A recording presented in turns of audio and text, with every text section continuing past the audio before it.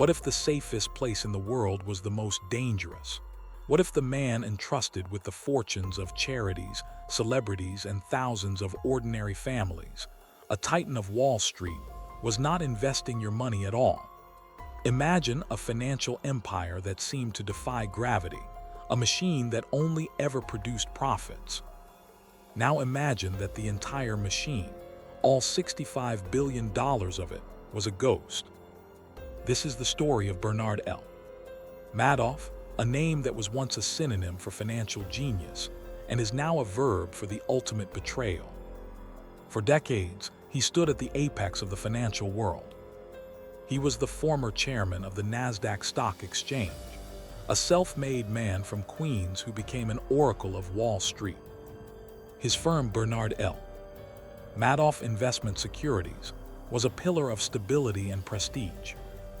The real secret, the engine of his legend, was his private wealth management business. This wasn't an operation you could just join. You had to be invited. It was an exclusive club for the rich, the connected, and the lucky. To be a Madoff investor was a status symbol, a sign that you had arrived. The returns weren't flashy or unbelievable. They were steady, consistent, and reliable, typically 10 to 12% a year, a comforting hum of success in a volatile world. Madoff claimed his magic was a complex but plausible strategy known as a split-strike conversion. He told clients he was buying a basket of blue-chip stocks and hedging them with options contracts. The explanation was just technical enough to sound brilliant and just vague enough to discourage further questions. People didn't need to understand the mechanics. They just needed to trust the magician. But behind the curtain, there was no magic. There was no strategy. The legendary 17th floor of the Lipstick Building in New York, where the wealth management business supposedly operated, was a complete fabrication. No trades were ever made. For decades, every dollar given to Bernie Madoff was simply deposited into a single bank account at Chase Manhattan. The truth was as old as the con man's Bible. It was a Ponzi scheme, the largest in human history. The consistent profits his clients saw on their monthly statements were pure fiction. When an investor wanted to withdraw money, Madoff simply paid them using the principal from a newer investor. The entire $65 billion empire was an illusion, a phantom built on a constant inflow of new money.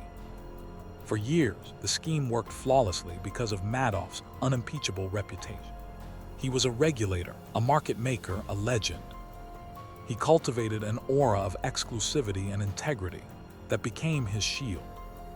His investors were his greatest salespeople, bringing in their friends, families, and charitable foundations, all eager for a piece of the Madoff mystique. The first whispers that something was profoundly wrong came not from Wall Street regulators, but from a lone financial analyst in Boston named Harry Markopolos. In the late 1990s, Markopolos was asked by his firm to reverse engineer Madoff's strategy to see if they could replicate his incredible success. He took one look at the numbers and knew it was impossible. Markopolos, a former Army National Guard captain, saw the mathematical impossibility immediately. The returns were too consistent, defying every known market model. He concluded that the only way to achieve such results was through fraud. He began a personal crusade to expose Madoff, a quest that would consume nearly a decade of his life. He compiled a detailed 21-page memo titled "The World's Largest Hedge Fund is a Fraud," and submitted it to the Securities and Exchange Commission, the SEC, in 2005. His report was a forensic takedown of the entire operation, outlining 29 separate red flags. He laid out the entire case on a silver platter for the nation's top financial watchdog. The SEC, however, did virtually nothing. They conducted cursory investigations, but Madoff's charm and reputation were too powerful.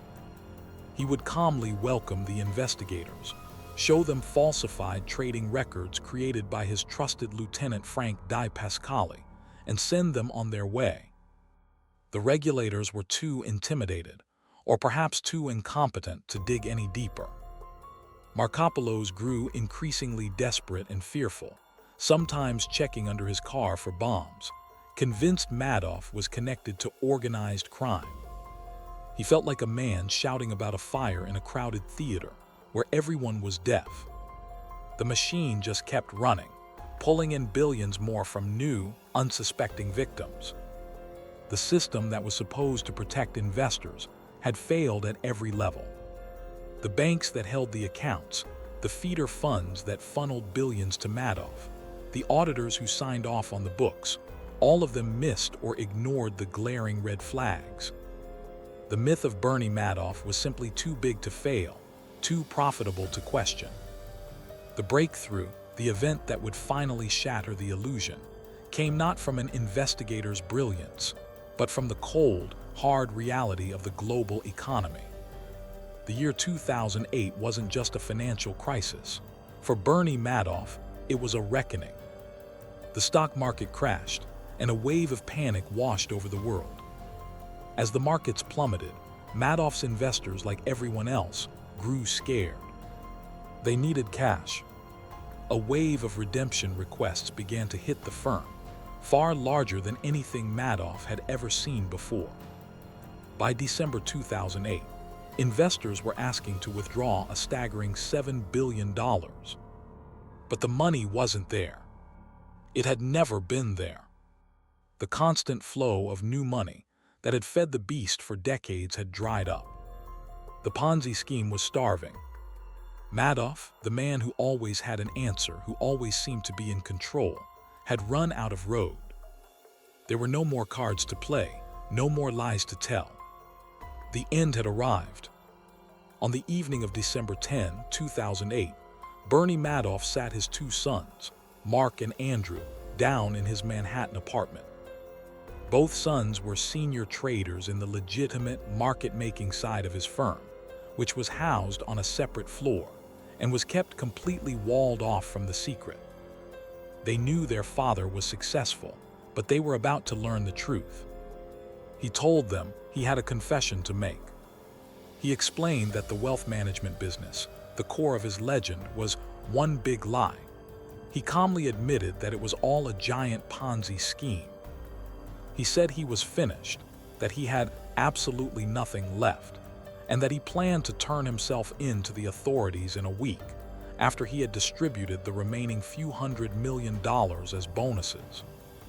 Mark and Andrew were devastated, their world instantly obliterated. The father they had idolized, the business they had dedicated their lives to, was a monstrous fraud.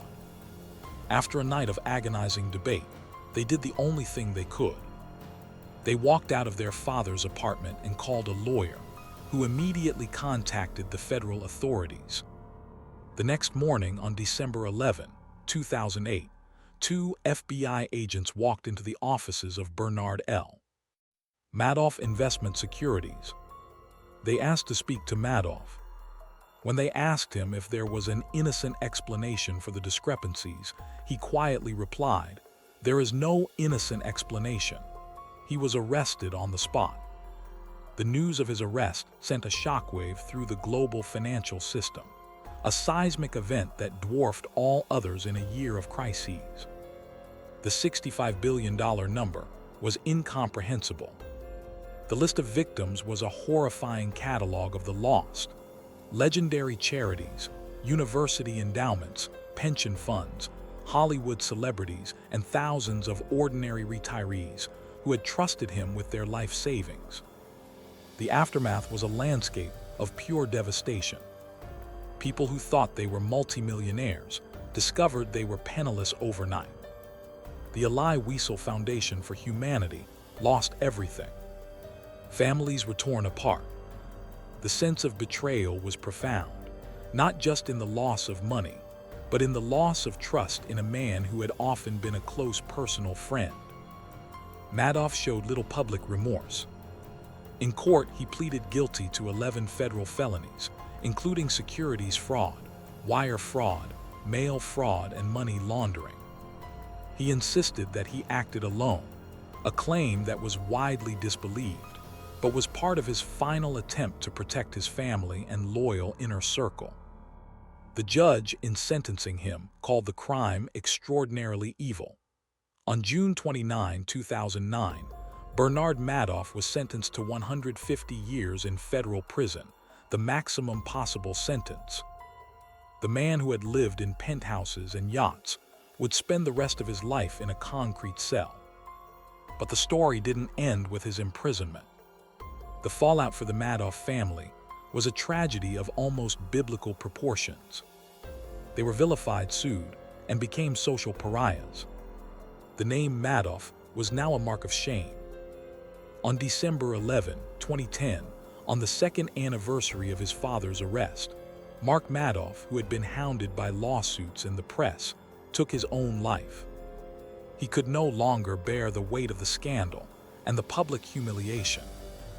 Andrew Madoff, his other son, who had also maintained his innocence, was diagnosed with a rare form of cancer that he had previously beaten. He blamed the stress of the scandal for its return. He died in 2014, leaving his mother, Ruth, as the last remaining member of the immediate family. The legal and financial cleanup was a monumental task. A court-appointed trustee, Irving Picard, began the painstaking process of recovering assets to repay the victims. Over the next decade, Picard's team managed to recover more than $14 billion of the $19 billion in lost principal, a remarkably successful effort, but one that could never fully heal the wounds. Madoff's lieutenant, Frank DiPascali, became the government's star witness, detailing the inner workings of the fraud, the fake trades, and the falsified documents. Several other low-level employees were also convicted and sent to prison, but the question of who else knew and how high up the chain the knowledge went remains a subject of intense debate. Bernie Madoff himself died in a federal prison medical facility on April 14, 2021. He took many of his secrets with him, leaving a legacy of ruin and unanswered questions. The Madoff scandal became a permanent scar on the face of Wall Street.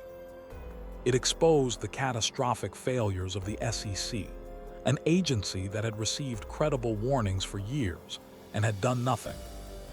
It forced a reckoning with the culture of blind trust and the danger of placing individuals on pedestals, treating them as gods rather than mortals. His crime was not just financial, it was psychological. He didn't just steal money, he stole futures, he destroyed families, and he obliterated the fundamental trust that underpins our entire economic system. He proved that the most devastating weapon of all isn't a complex algorithm, but a simple, confident lie told by a man everyone believes. He was a modern incarnation of Charles Ponzi, but on a scale that Ponzi himself could never have imagined. He used technology, reputation, and the complexities of modern finance to build a house of cards that stood for decades, a testament to the enduring power of a simple, seductive fraud. And so, the ghost of Bernie Madoff still haunts us. It forces us to look at our own investments, our own advisors, our own systems, and ask a terrifyingly simple question: how do you really know? In a world of digital ledgers and complex promises, how can you be sure that the floor beneath your feet is solid and not just a phantom number on a statement?